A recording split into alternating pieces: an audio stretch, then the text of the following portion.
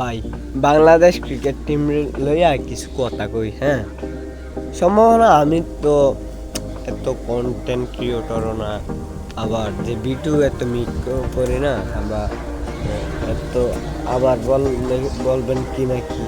আমি একটা বিষয়ে বলে দিয়ে যাই যে আমার বাঙালি যদি ক্রিকেট খেলা থেকে ধরেন গরু পালতো বা কোনো কিছু চাষ করতো তাহলে আরও বেশি হতো। কারণ আমরা বাঙালি ক্রিকেটের থেকে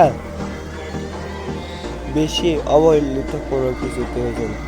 আমরা জাস্ট 136 রান নিতে পারি নাই, 120 বলে 136 রান। ভাই, যারা কানা, যারা ল্যাংরা, যারা লুলা, তারাও নিতে পারবো এই রানটা, কিন্তু আমরা জাতীয় দলের ক্রিকেটাররা এই রানটা নিতে পারি নাই। আরেকটা কথা আমি বলি যে লিটন দাসে আমরা অনেক খারাপ কথা বলি যে বুয়া, তিনি অপয়া, তিনি ডেড়াইয়া, তিনি এটা, তিনি ওইটা। তিনি ইনজুরির কারণে দুই দিন দুইটা ম্যাচ নামতে পারে না রে ভাই। তাইলে তো এটা তো জাকের আলী অনেকটা দিছে রে ভাই। ক্যাপ্টেন যে তুই পালন কর, তুই দেখাই দে আমরাও পারি। আমরা ফাইনালে যাওয়ার স্বপ্ন ছিল, কিন্তু এই স্বপ্ন তুই তো ভাঙ্গা দিলি রে ভাই।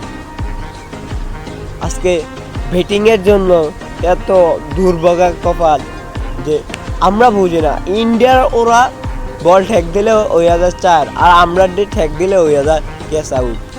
তার ইয়াটা কি রে ভাই? তোরা কি ইয়ার থেকে বিসিবির থেকে টাকা নেস না? তোরা কি আইসিসি দল হিসাবে মনে করে না? তোরা কি নেস না টাকা পয়সা? দেশের সম্পদ লুট করতেছস, কম করছস তুই। হ্যাঁ, তোরার উপরে তো আর তো আমরা আর ইয়ে হয় না, সহ্য হয় না। তোরা তো জোতা দিয়া ফিটলে তো কম হইবে।